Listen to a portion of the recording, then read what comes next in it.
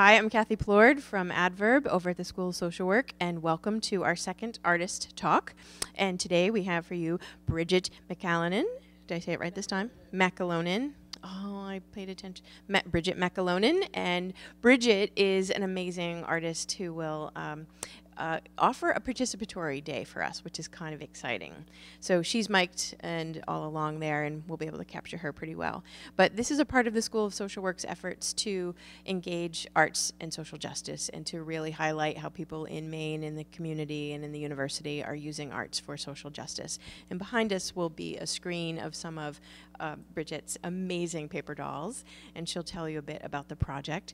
And at some point in here, she will invite you to start sampling some of the materials and make your own, and there's patterns and amazing pieces of paper, and I'm sure we'll be joined by others as things get started.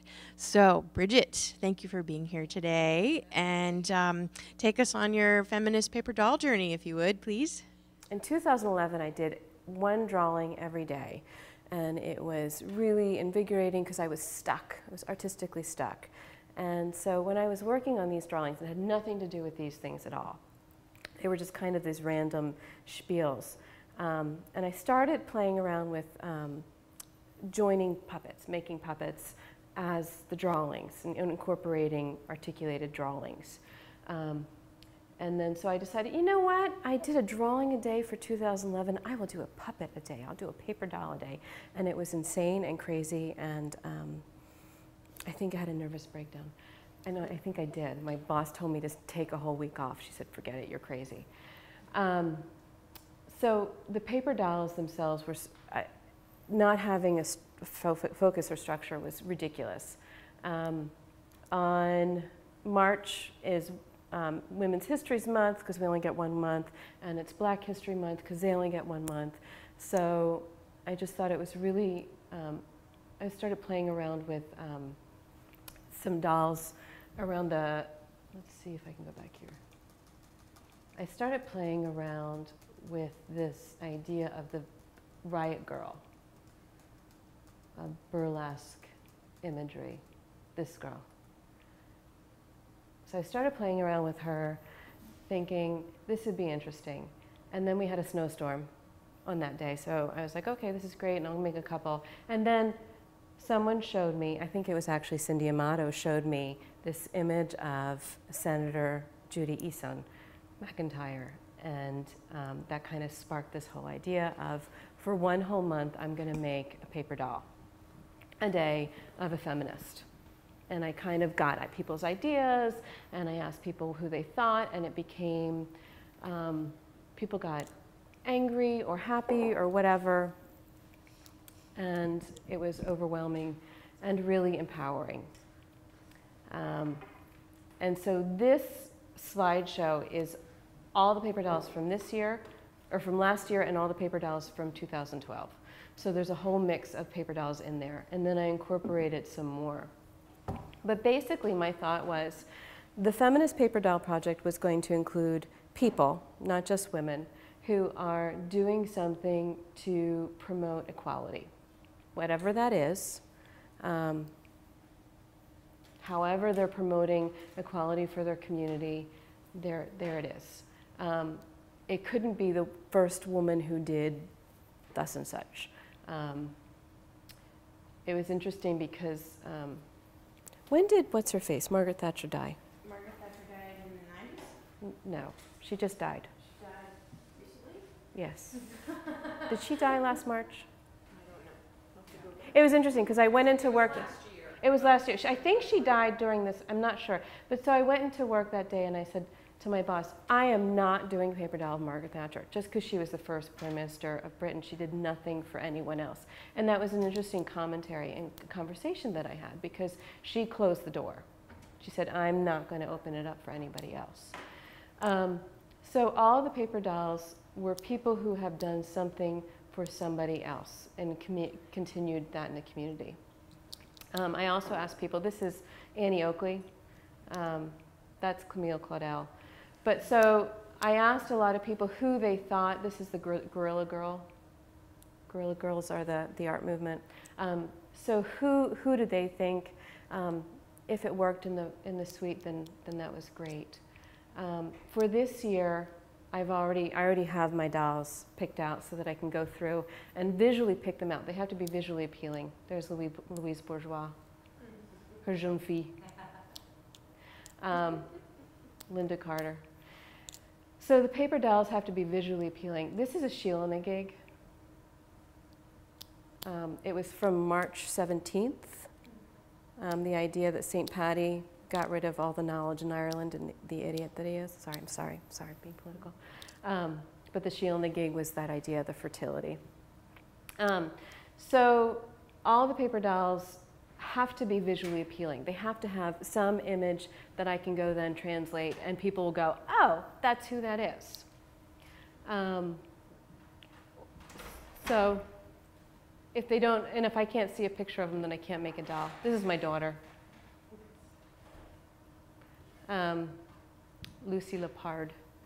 So, and a lot of them are and that's my husband. You don't know who he is. I like him. He's a feminist. And some of them are more iconographic than others.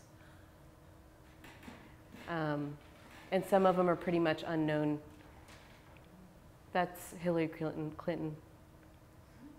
There's a picture of her that's dorky. So some of them are iconographic, and some of them are pretty much unknown purposely to kind of, you know, some people are more famous than others, even though I think some people's impact is just as big. So I'm done with talking. What I thought would be really cool is there are tons of materials on these tables for you guys to make your own dolls, however you want to make them. There's no rules on how they go. In the yellow folder there, in case you feel like it, in case you need to, there are these really cool little patterns, stencils, and we can make more if you need more. But it says body, cut one, trace, flip, trace for the arm. So those kind of things if you need to do that. There is paper, there are hole punchers, there are little tiny petite little brads in very different colors. There's glue, there's even puff balls. Excellent. So please do have it. And if anybody has any questions, I would be more than happy to. That's Paulo Freire. I love him. Audre Lorde. So as people come over and get your art supplies, I think this is an opportunity to have a loose conversation about feminism, how the dolls have been used in teaching feminism to folks. And just remember, for those who just walked in, that we are using the mics so that it does get picked up by the camera. So this should be a crafty, busy time, and just an opportunity to dialogue with Bridget about her work, her process, and what impact this has made in the world, and what she's got to think about it. So is that all right? Yeah, and one thing I do want to add is I've used these a lot with young girls, especially Girl Scout troops and the like. And it's disarming for them. The idea that they can see themselves in these historical figures, the idea that people can see feminists aren't big, bad, scary people. They're people, not just women.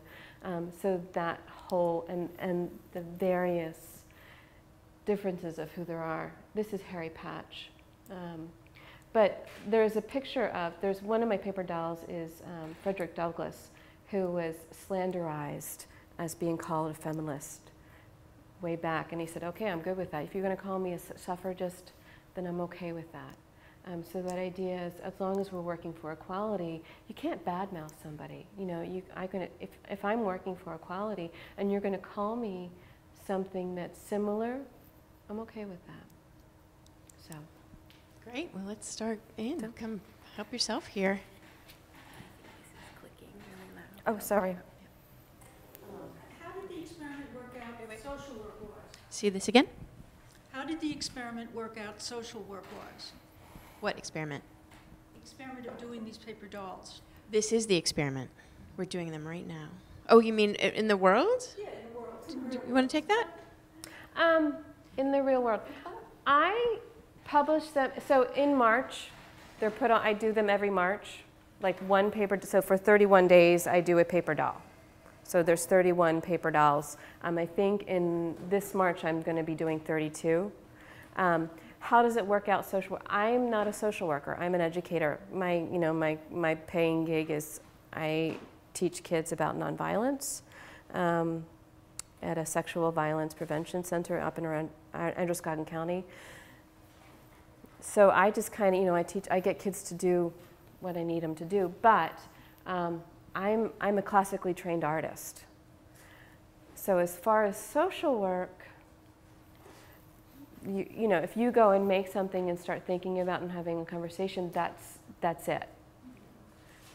If it's going to disarm people into thinking, if it's going to make people go, oh, well, who is that person? What did they do, and why did you choose that person? And that's ridiculous that you're going to choose that person. Why would you do that? That's my opinion. And so that idea of open dialogue and kind of disarming and creating that space where it's okay to talk. You know, how dare I say Alice from Alice in Wonderland is a feminist? How dare I say that? But she took down a fascist Red Queen, you know, a little girl did that. So that kind of, you know, that critical thinking, if we're going to talk about it, I think that's the experiment. Have you exhibited them all? I came in a little bit late. Have you exhibited these all together anywhere? No. Would you consider it? I would love to. They're big, they're unwieldy, and frames are expensive. These are small ones. These are little. So Carmen is kind of mid-range of them. There's a lot of them. There's 76. There's 70, and then add 32 more on. So, and it's ongoing. They are online. They're online, and they're kind of, you know, anybody can kind of grab them off the internets. I would love to show them. Yeah. I think it would make a really fun exhibit if there would be some written, you know, interpretive material to go along with them.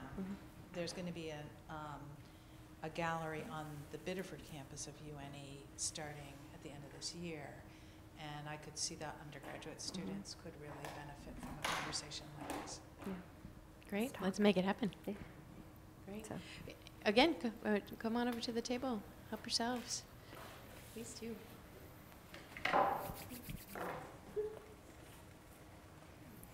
So, there is tons of, well, these are the patterns. No, I mean. Those are the patterns. There's patterns, and these are weird. These are weird? Does it not- They work now. We can just cut out anything. You can cut out whatever you want. Yeah. And these No. are all freehand cut. When I cut them, it's just. Yeah. So. Now, I noticed, you know, in some of these, you also use the brows decoratively. So like here, these aren't, like, are the shoes, oh, excuse me, are the shoes hinging here or moving, or are they just there? Are these here? let me take her out. So you don't play with them? When you show them to the children, are they always in frames? I have a book that I bring them around for the kids. So they all move. This one doesn't move so well. So they literally are puppets. But like here is what I was noticing. You Look. know, are these extra? No, these these for are. those shoes, or Nope, do those move? nope. So this attaches her shoe. Okay, but then So here's the thing. okay. This is like the second feminist paper doll. Like literally, it was the second one. Yeah. So, and she's, I don't know what day she is, but so there's different ways of thinking, and they become more and more sophisticated. Yeah. Because it's literally, okay, I'm going to make this person, and I cut it out. Yeah. So, And is there any glue used? No. No glue at all? no, there's no glue. They all, so it all. So this one is holding both the sleeve and the hand. Okay. Yeah, and then they all have this heart. There's all a heart, and that's kind of, so every single one has a heart. Oh, I didn't Because I'm a even little, realize that. yeah. Old paper dolls like this with the hinged, articulated, what do we call it? Hinge? What's the next one? I don't know. I don't remember. This one. Aung I like San this Suu one. Kyi. Let's Okay, do that so one. there's Aung San Suu Kyi. And this was March 8th, 2012. And I picked her purposely because she had just been released from house arrest in Burma. And she she was arrested, 32 years? She was under house arrest in Burma, Myanmar. So she was released, and so I picked it on March 8th, 2012, which is International Women's Day, which I find is interesting that every other country in the world celebrates but the U.S.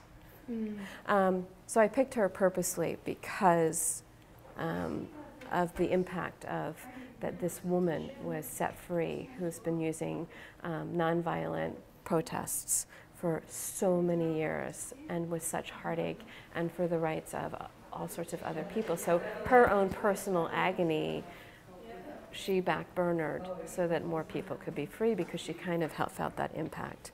So this kind of was poignant for me, you know, cutting out this doll and kind of researching and figuring out that she wears a carnelian, or what is that flower? A camellia. She wears that flower. She wears that flower all the time. Like everywhere she goes, she wears that flower. So that was this kind of really cool to figure out that has this, you know, she's this powerful, powerful woman who wears this little flower in her hair. Yeah. So it's kind of cool. So next one. Let's go next one. So this is a woman. Do you want to do this one? So this is from, sure. So this is just an anonymous woman from Kenya who was taking part in the Kiva experiment, where they would do small business loans to women to start subsistence farming so that they could take care of the whole community.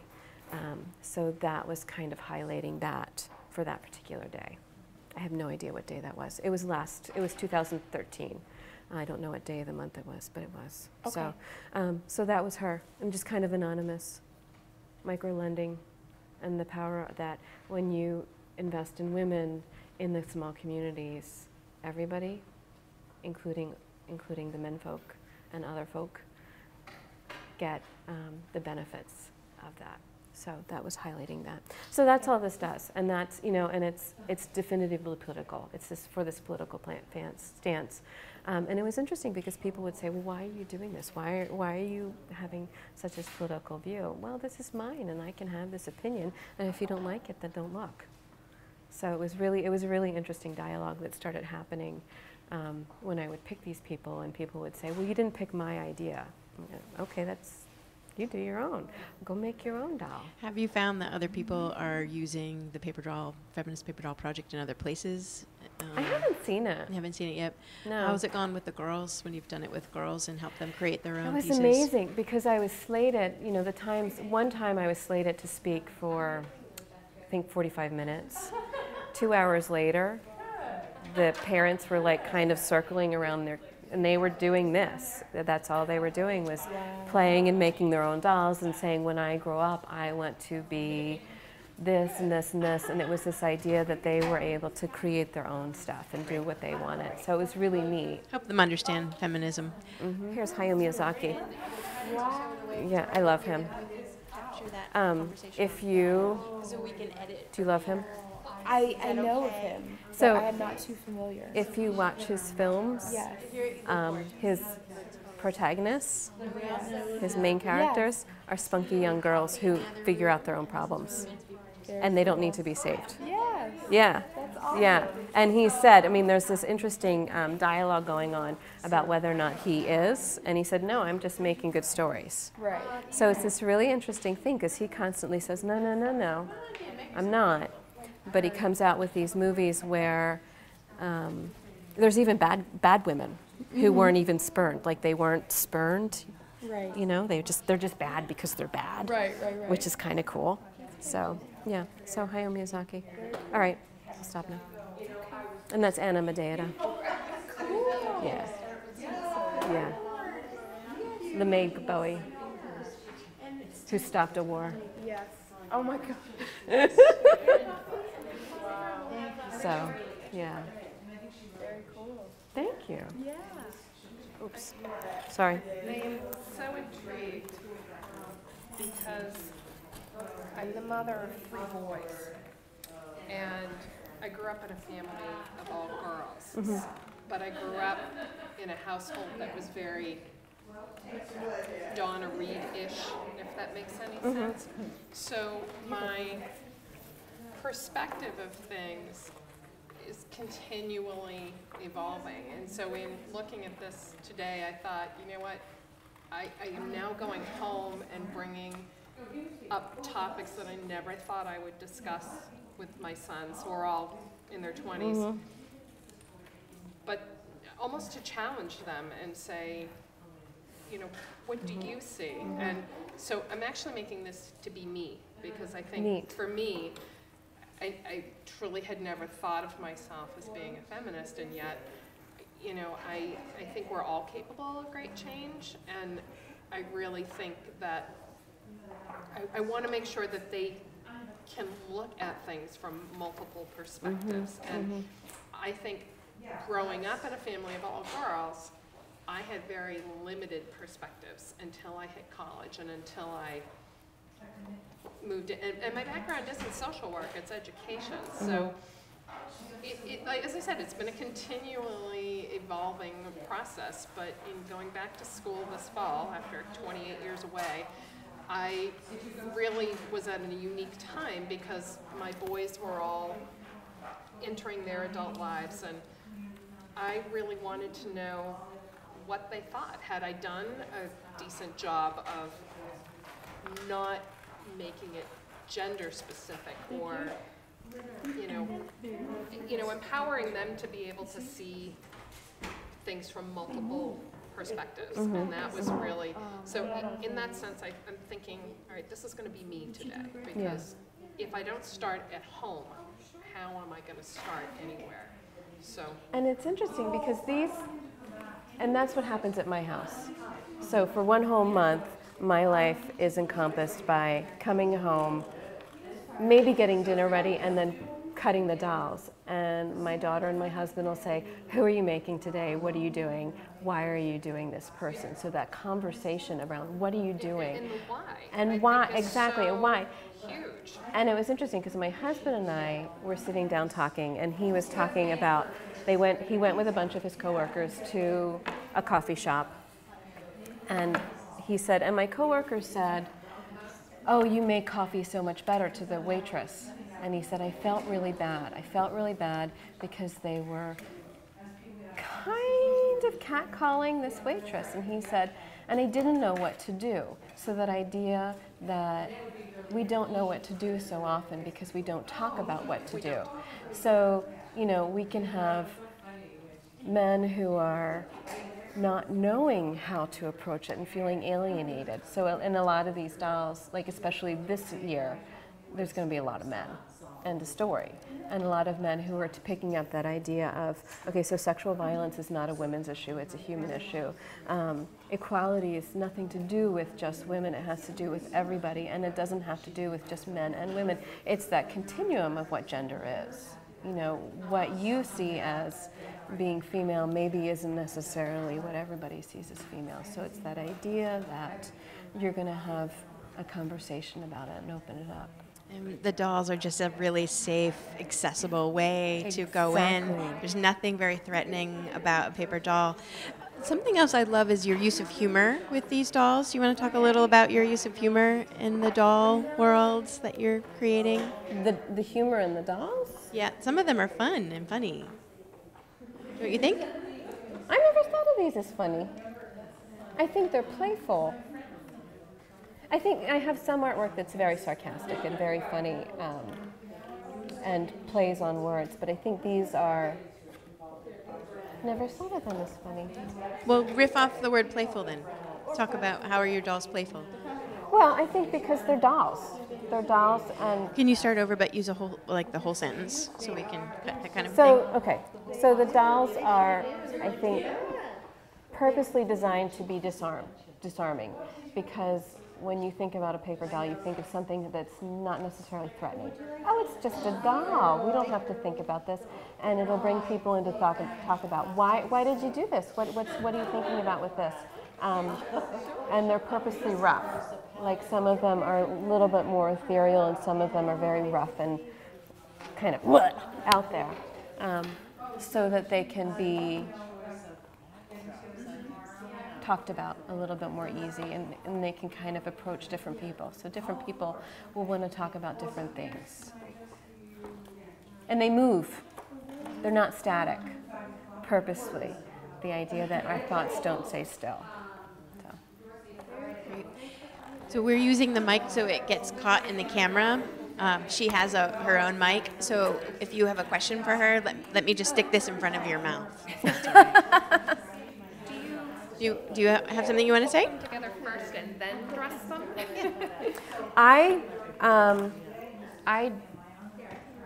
I make if you look under her,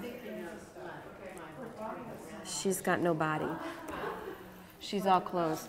So a lot of them, so when I do make them, I go through and I do tons and tons of research. So part of when I do these dolls, I go through beforehand and I do a lot of research and I find that visual image. Like her, I did a lot of research. This is Carmen Amaya. She was a flamenco dancer, and she purposefully took the male and female styles of flamenco dancer on purpose and said, forget it. I'm going to wear pants, and I'm going to dance the way I want to dance, and sometimes I'm going to dance like a man, and sometimes I'm going to dance with like a woman. So she kind of revolutionized it, and then allowed other people to go ahead and move forward from it. So I did the research on what they looked like, how they moved, what they were thinking about, what they were doing, and then I went ahead and cut them. And I'll see the picture, and then I go cut. So you can make the clothes and go however you want. So Linda, what paper doll are you making and why? Well, I decided that I wanted to do me. Hello. I mean, I could think of any number of feminists, but for me right now, my journey becoming a social worker is challenged every day. It's not just about wanting to help people, but it's about, starting at home and starting with my 3 sons and my husband, and even that is, a challenge because my husband is from my generation, so has thoughts and, beliefs that I think tend to be more generational than perhaps my boys do. And to have those conversations, and hopefully those conversations go out to have other conversations. Usually not, because they're kind of label So I intensive. figured, I know what I'm wearing today, so I guess I could start with Working that. on capturing one personality. Per day. Yes. So literally, yeah, and then that's after going to work all day. Yeah. So usually it's just one. I have envy. I wish I had done that. It's brilliant. Thank you for doing that. You're welcome. You're welcome. It's such a good subject. I like her. Well, I was thinking about doing one of my grandmother, who was an upcountry Maine seamstress. Oh, cool. And she had 2 crippled hands, and she made her living by being a seamstress.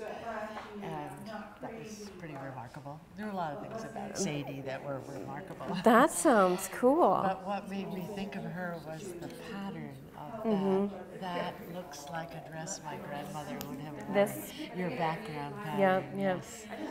And part of it is too, when I go and I look at the paper, it's almost this kind of, they're alluring. Oh, yes. Like they're kind of hypnotizing, and then looking at them and well, I want to look at it more, and then you don't have to even think about, okay, what are the political ramifications of this flamenco dancer? It could just be, it kind of looks neat. So there's that. And you had asked if I do 2 a day, and I don't.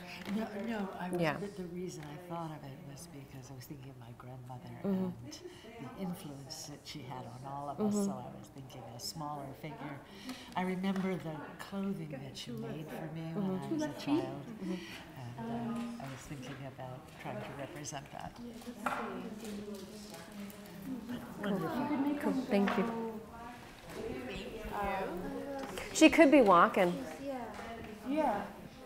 And the other thing too is if you wanted to cut off the body and just add the clothes, like just cut, the patterns don't, they're just an idea, a general idea. Will you be having an exhibit so we could see everything you've done? I don't know. I have no idea. Like literally, right now they're online. They're all online. Yeah. So all of my work is at inventingtrees.com.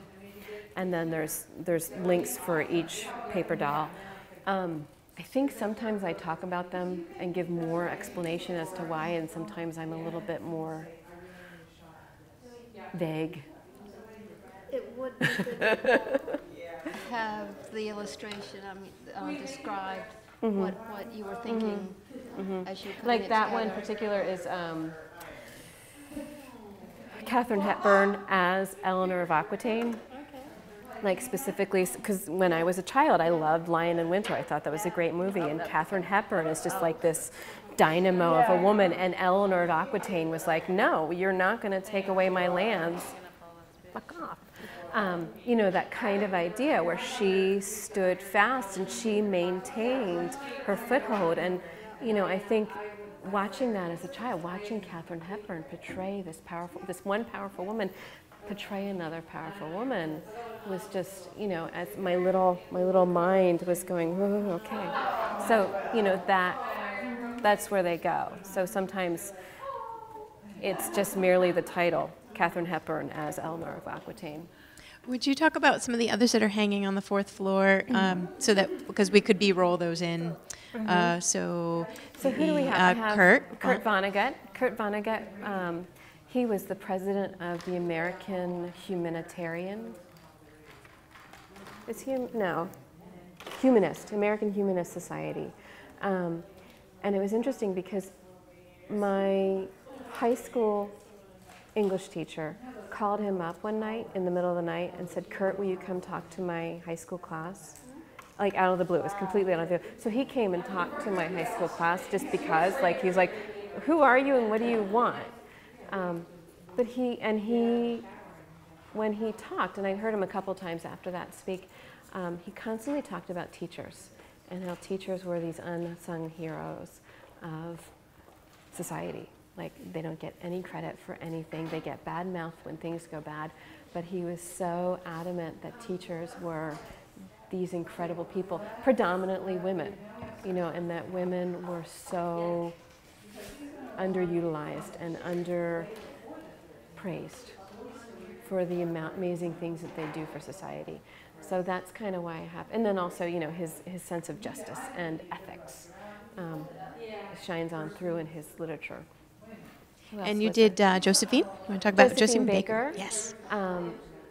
Got tired of the prudish nature of our sexuality in the U.S., so hightailed it over to France and did her work. But then she came back to the U.S. and she opened a school for orphans and did all sorts of other work in her community where she was from about, you know, kind of opening. She had all this wealth now, so she's going to share the wealth.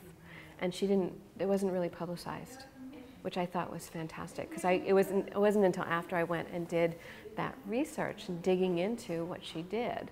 You know, there's these things we don't, Josephine Baker, everybody knows her for the banana dance, that's it. But this idea that she's talking about sexuality, and that's powerful, and that she gets to have her sexuality and not be a commodity, but she is, that is, it's hers, is kind of powerful, especially now in the backlash that we have with the victim blaming that's going on. You also had Annie Oakley. Is Annie Oakley up there? Yeah. Up on the walls? Yep. Really? Annie, I think I put Annie Oakley because one of my coworkers, so I have got the other educator that I work with is this very spunky woman who I love to pieces. And she said, I said, you know, I'm doing these paper dolls, and I'm like, Molly, who do you want me to do? She said, Annie Oakley, because she could shoot guns and jump off the backs of horses just like the boys and better than the boys, and she kicked their butts. Mm-hmm. And so she was doing all this at the same time that not a lot of women were allowed to. And the reason I included her was because my coworker said, and that was a thing to me that I didn't have to sit and be a cute little girl. I could go and do these other things. So that idea that somebody else did it and I'm going to go do it too. So she didn't necessarily close the door. She left it open, said, you want to come through? Go ahead, go through. And you can do this just like me and do what you need to do. So that was Annie Oakley. Is there anybody that's really moving for you? I mean, of all of your dolls, is there somebody who really moves you and you would love to shout from the rooftops that this person is alive and well, or was alive and well and did great things? I don't think they all, I kind of feel that way about all of them. I get a little bit proprietary. Some of them I do, like there's a paper doll of Fabia Quist-Arcton. And at first I did her, she's a BBC, NPR voice person. She's a journalist and she works in Africa. And I didn't know it, but in Africa, the way that, on the continent, the way that they're getting their news is limited. They have the government's, whoever's in charge of the government controls the media. So Fabia Quist-Arcton and other, I think I also have one other journalist there, they go into these places and figure out what's going on. And she's a woman, and she's going into musicians' homes and artists' homes and women's homes and warlords' homes and finding out what's going on and reporting it back to the whole world. And every time she speaks in the morning, she has, I don't know if you've ever heard of Fabia Quist-Arcton, Dakar, and it's just like, oh God, you know, and she speaks and she does it, you know, even though she could die. So I think that's pretty, I kind of find that really neat. So there's a paper doll of a little girl on a skateboard, Hanifa from Skatistan in Kabul, Afghanistan. Yep. She's part of a group of young girls who are learning to skateboard. They're learning to skateboard because girls in post-Taliban Afghanistan aren't allowed to do sports. But they have this small group and they go and they skateboard and they're being active and they're doing all these things. And it's, you know, the idea that skateboarding becomes this political act, even more so because if someone found out they could get hurt. There's a paper doll there that has a blue spray paint can, Melina Suleiman, who is the Banksy of Kabul, except Banksy will just get thrown in jail. She will be executed. She goes out and she does graffiti about what life is like for women under Taliban rule and under these militaristic controls. And if she is caught, she will be killed. So I think that's pretty, I mean, that to me is like, seriously? You know, we got this idea of all these people like Banksy, oh, he's great, yeah, we love his art. Melina Suleiman is doing this because her life depends on it, and if she gets caught, she's done. She's dead, which is pretty profound. So that's Mae West. I think what's so fun is that we get to hear these stories about these women and men who are doing things that we wouldn't normally get to talk about in a conversation. And the dolls have given us an opportunity to have a chat. Yep. I forget the name. This little girl is from India. I forget her name, and I feel horrible about it. But she was given a camera and a clipboard, and she would go around her city and her part of Mumbai, and she would ask people about water. Do they have water? And it's on my website. I have her name, and I apologize for not knowing her name. But she said, and they will know me because I got them water. I got them clean drinking water, and they will know that I helped them do that. And that was all she wanted. I mean, she was this cute little girl. And she was in an interview with Rita Chatterjee, who's one of the paper dolls up here, who is another BBC correspondent who would go around in India and talk to people, from little girls to warlords, you know, whoever it was. This spunky woman was going out and talking. So I think that's, you know, really kind of huge. So. Another wonderful thing about your dolls is they celebrate the famous, but you also are celebrating the small acts of social justice and kindness. Yeah. And you want to talk about some of the unknowns or the people that are anonymous to most of the world? I think that A lot of them are unknown or not known necessarily. Carmen Amaya, who was a flamenco dancer, and the only reason I found out about her because I was just going through trolling for ideas, and I didn't know anything about her until I cut her out of paper and went to go figure out who she was. And I think that's, you know, that we have all this wealth of information, but we don't go and figure it out. And I was going through, and a couple of days when I was posting the dolls, I didn't say who they were. And people were like, well, why won't you tell us who it is? I'm like, go up and look and research it, find out. And you know, somebody got mad at me. Well, I don't have time to find out. I'm like, oh, whatever. Then don't ask me about it because I don't feel like writing about it today. Just look at the picture. So there's, you know, that idea that we have all this information at our fingertips. And you know, I'm better at showing you a picture. Look at this. Than talking about it sometimes. But that idea.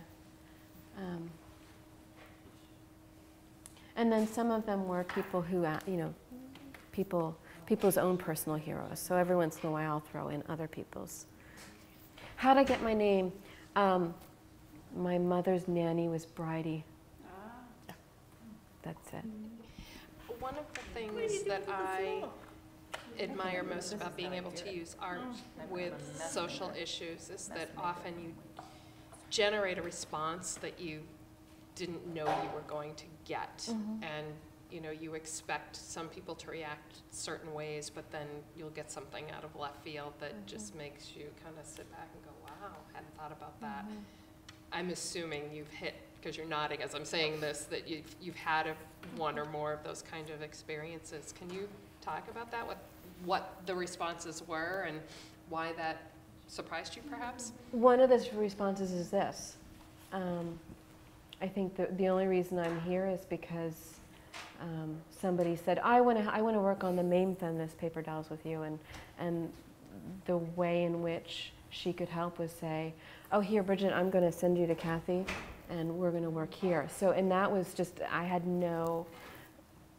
when I started this project, I was just driving.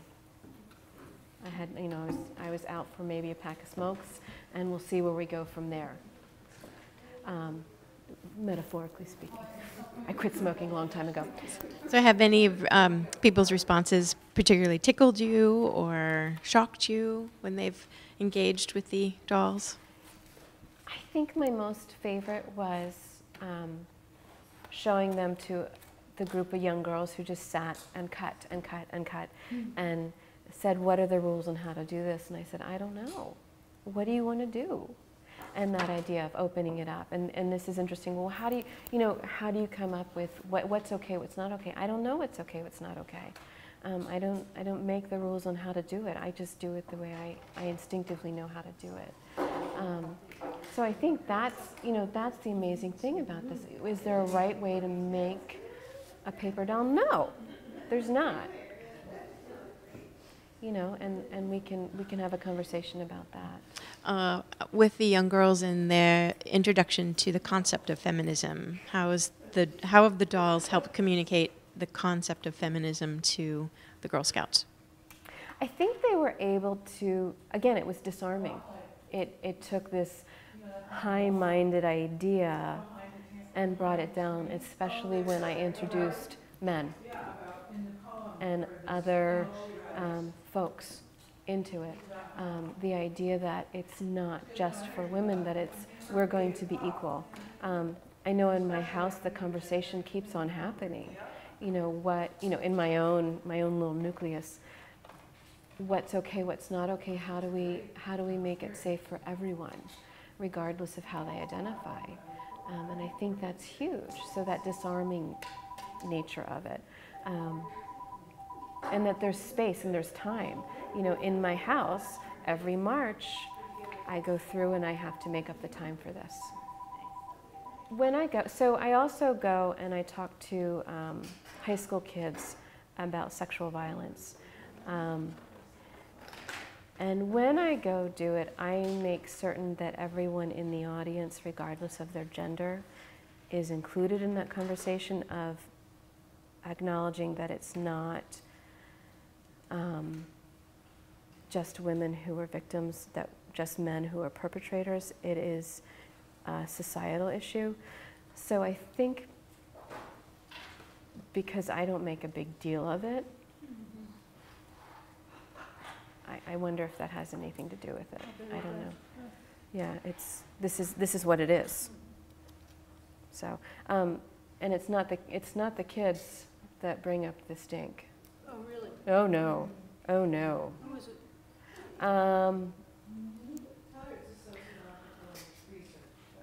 Men and women, older men and women.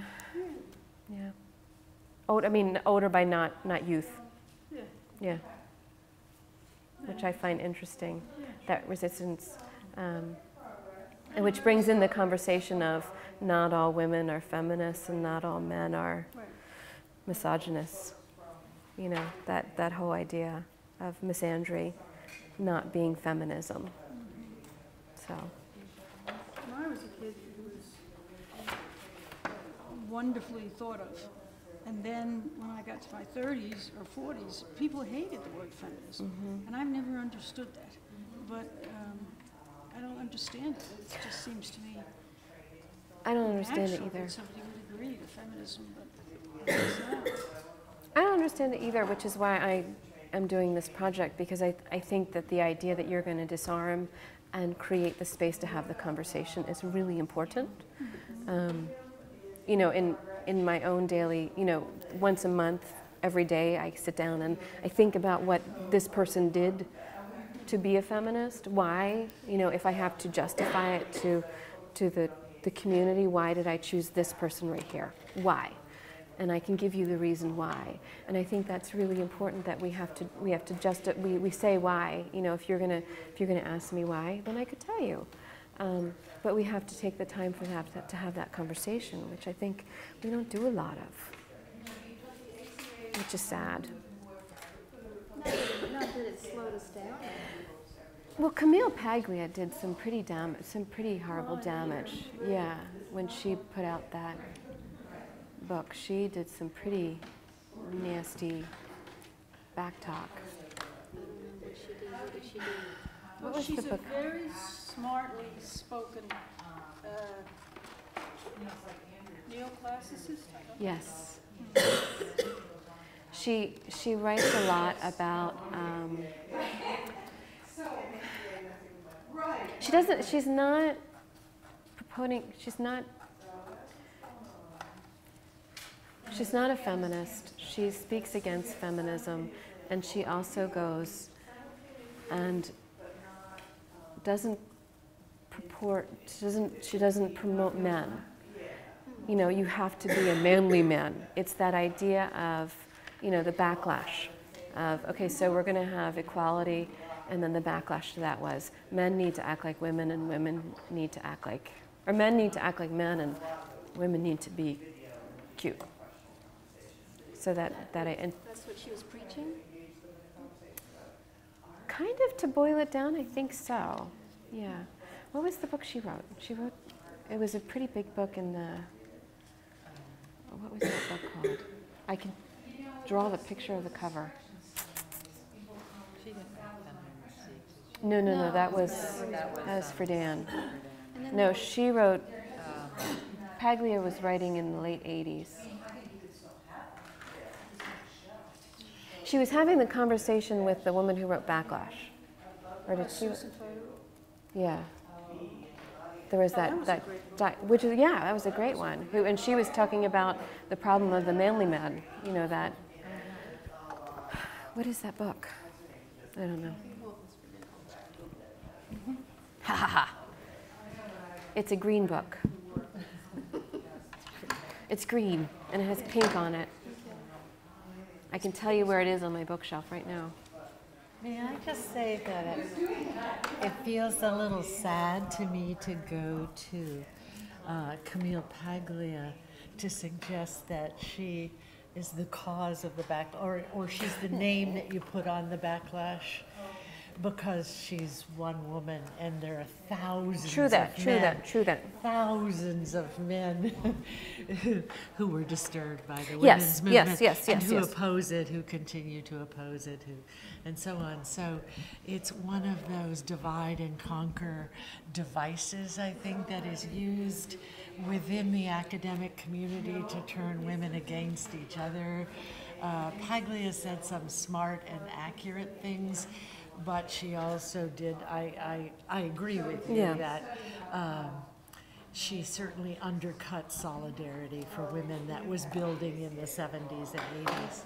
I was really interested to hear you say, I don't know what happened. I remember the excitement of the 70s and the conviction that things were really, really going to change. And then I think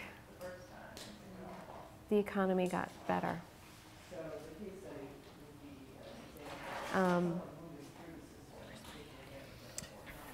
The economy, I think that there was this movement towards things getting more equality happening, and then the economy got better, and people forgot about it. What I see now is really interesting because there's a lot of men and other folks joining in the concert, saying, okay, this is not going to fly. The Good Men Project is a project for feminism and the undoing of the idea that men have to be some way, because I think that kind of does just as much damage when we say that men have to act like men all the time and be tough and strong. It's hurtful and it doesn't get us anywhere. And I think the reason that I brought up Camille Paglia was because her work, I remember that her coming out and that vitriol, Yes. and her being so dogmatically opposed to feminism. I think was such a, as my young teenage mind in the late 80s, I was like, what? Wait, I don't understand. What's going on here? This is so horrible. How could you say that? So I mean, for me, that's where it comes from. And we can go through all the whole litany of men who the did Uncle Tom or Aunt Thomasina phenomenon. One of the other things that really interests me is the intersection of style and fashion with your work, because when you were talking about how things changed from decade to decade, I was thinking about the fashions of the 80s and how we as women put on our shoulder pads and our faux ties. See, and I had a mohawk. And you had a mohawk. And we went into the workplace and we tried to, the 80s, I remember being absolutely resolved never, ever to admit that my menstrual flow created pain. Because you had to be tough, you had to be able to do absolutely everything that a man did, and you had to deny the physical realities of being a woman. And thank goodness that evolved some. I love it that you mentioned the Good Man Project.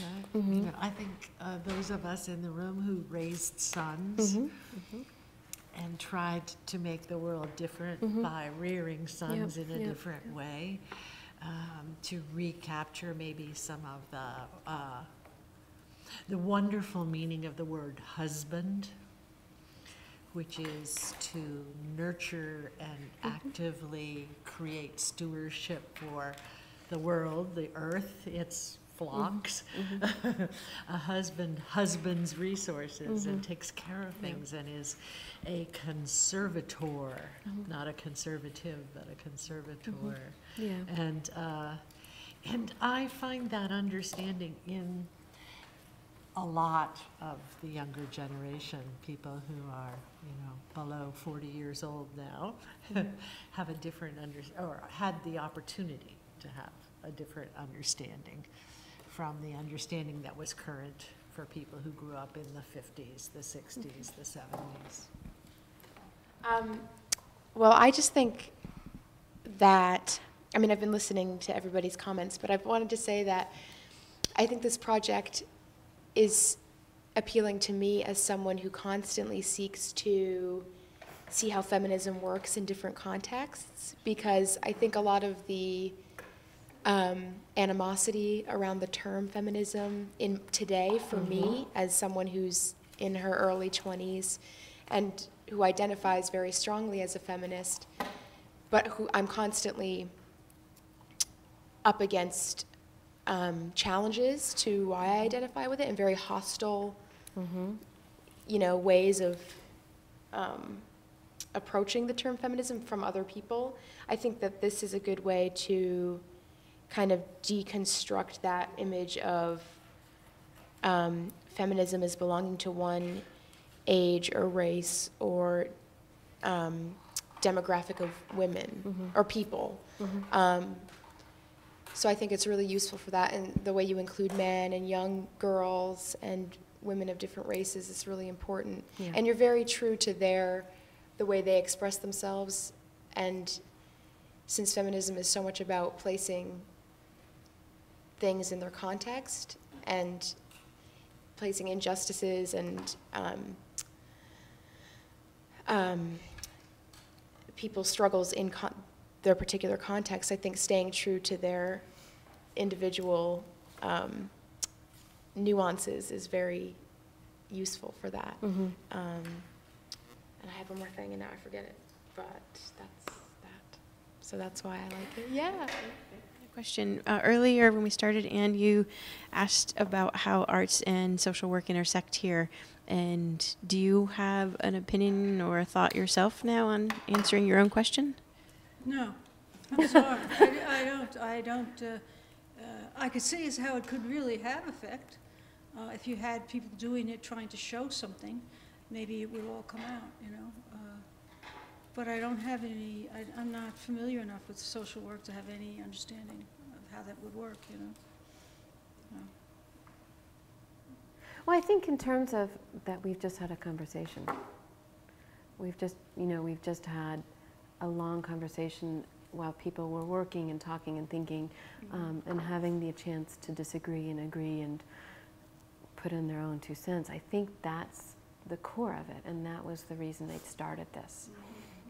Beyond it, you know, I had my own ideas, and I have my own ideas, and they're valid, and so are yours. And I think that's the thing, that space for dialogue and that space for social change is going to come out of these little conversations, and that's what it is. We wouldn't have had this conversation I mean, we might have had it in a different way, but the disarming properties of this particular project, they're dolls. What's dangerous about that? You know? In the 90s, I was sent by my bank to the Harvard Business School, and we decided to have a meeting of all the women, because there was only 7 women and 127 people.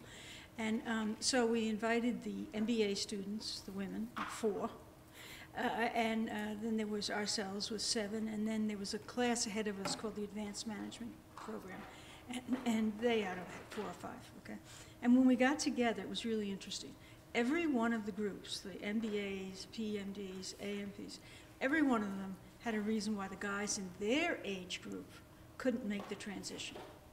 But you could see why it'd be easier. See, this group, the top group, they're too old. They're not going to change, okay? The middle group, well, you know, they're not going to change because we're too competitive with each other. We're looking for the same jobs, you know? And the little group, the MBAs, they'll never change because, well, you know, they didn't learn it from their mothers. So. But every woman had a reason why these guys couldn't be feminists or whatever. When nobody asked them. Got and sat down and said, what's in it for you? And it's interesting, I had a conversation there was 12 10th grade students, and there was 6 boys on this side and 6 girls on that side. And we were talking about sexism. And the boys said, well, I don't understand what feminism is. And I said, feminism is where everybody gets to be there. And it's not misandry. And they said, what's that? And I said, hating men. And they said, you mean you don't hate men if you're a feminist? No. And it was this huge place where these boys were able to say, you mean I get to cry if I want to cry and feel weak if I quit? So this 10th grade boy, God, I mean, and that was it. It was just the mere fact that he said, and I can be sad if I want to be sad, just for the sake of being sad. And we had, you know, we had pictures and we had art on the table to talk about it, and we were, you know, that other little thing was the disarmament. Okay, we're going to talk about this. We're going to take all the burden off of you, and it's on this thing. And I think that's where the art comes into play. I'm going to take the focus off of your ideas, and you can put it on this thing and talk about this thing. You can rage against this cute little doll, if you want to. And that was it. I mean, that's the basic crux of why art is important. Well, and there's other reasons too, because it is. But the disarming practices of it. I think what you're doing is wonderful. Thank you. Thank you. Other final thoughts or comments? I'd love to walk around with the mic and see if people have last things to say. I think how are we doing for time, Kathleen? Kat? Quarter past. Oh my God. All right, so final thoughts. People want to say anything? I've just so enjoyed it. And I want to go and see, you know, the other ones online. You know, I think Camille Claudel, you know, I went to a women's college in the 80s, and I didn't feel like what we were learning was so much about the choice that feminism is supposed to afford you, because I just felt like we were kind of given just another set of, you know, rules to follow, you know, about what we were supposed to do or not supposed to do. It's only in my 40s that I started to really be okay with the domestic arts, you know, so, but, you know, so like Camille Claudel, I was always attracted to her, but was I attracted to her victimhood in a way, you know, her being sort of used and abused by Rodin, you know, and how do we, you know, make sure that that's not what we're doing, is glorifying the sacrifices or the martyrdom or derangement, you know, and how do we make sure that we're looking at the powerful aspect of the women. And sometimes they're both. Well, both are true, Yes. you know, but sometimes, you know, we can just put, I guess, a narrow label, you know, one way to see the people, so, you know. Ooh, I just finished reading a book by Louise Dickinson Rich about going into the woods in Maine. Such a strong woman there, but still in the 1930s, I think it was 38, 40s maybe, she was still very domestic, but she was happy and strong. I enjoyed that so much. Maine, very Maine. She would be a good character. Comment on there's a post about all the dolls that I'm going to be doing this March, and there's a place to comment because there's too much going on in here. You know what's interesting? The boys, and when I was talking to the kids, one of the girls said she thought feminism was stupid. And she said, I think girls should be in the kitchen, and I don't think guys should go in my kitchen at all because they're going to mess things up. And this one, actually all the boys went like this.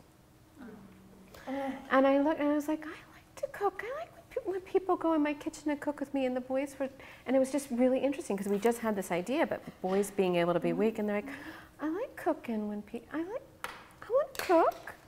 It was just the coolest thing, that idea of, you know, cooking is this idea that you're going to nurture somebody and give somebody food. And it doesn't have anything to do with genderizing. Did it change your mind? No, oh no. No. I'm working on her. No, I think the whole discussion is just wonderful. Thank you. I'll have one last thing. Okay. Just to go off of the idea that we're focusing on women's autonomy and not so much on their victimhood and that type of thing. And I think it reminds me of a conversation I had about, someone asked me why we use the term feminism, or why not humanism, or something less gendered, because they were like, if you're trying to break down those boundaries, isn't that kind of shoring up the boundary? And I was like, I had to really think about it, and then I was like, well, you could think of it that way, but if we stop using the word feminism, you're going to forget the reason, or not forget the reason, you're going to forget women's struggle, and you're going to forget the catalyst for all of this. And it's just such a good starting place to approach any sort of social injustice. And I just think that. Are they mutually exclusive, though? I don't think they are. No, I don't think they are And that's either. the huge thing. I mean, Yeah. they're not, just because you're going to say you're a feminist doesn't mean you're not a humanist. Right. Which is, when I did Vonnegut, he was the president of the Humanist Society. Right. He was also a feminist. And I Right. think he was also a pacifist, and he was also. So there's not this idea that because you're one thing, you're not another thing as Right. well. Right, yeah, and I totally agree. Yeah. Do you have a final thought? I just love hearing about the inspiration of Kurt Vonnegut and hearing about his coming into your class. Thank you. And thinking about all the years I taught Kurt Vonnegut and how. And you could have just called him up. There's that. Why didn't I just pick Why up the phone? didn't you just pick up the phone? Why didn't I Well, you just probably pick didn't up live the in phone? Delaware. That might have been it. But how lovely it is that one of your heroes is this male hero who showed you an important part of the path that you took. So thanks for that.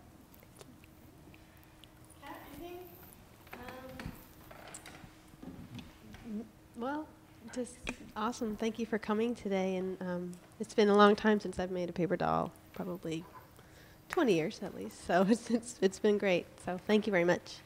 Thank you.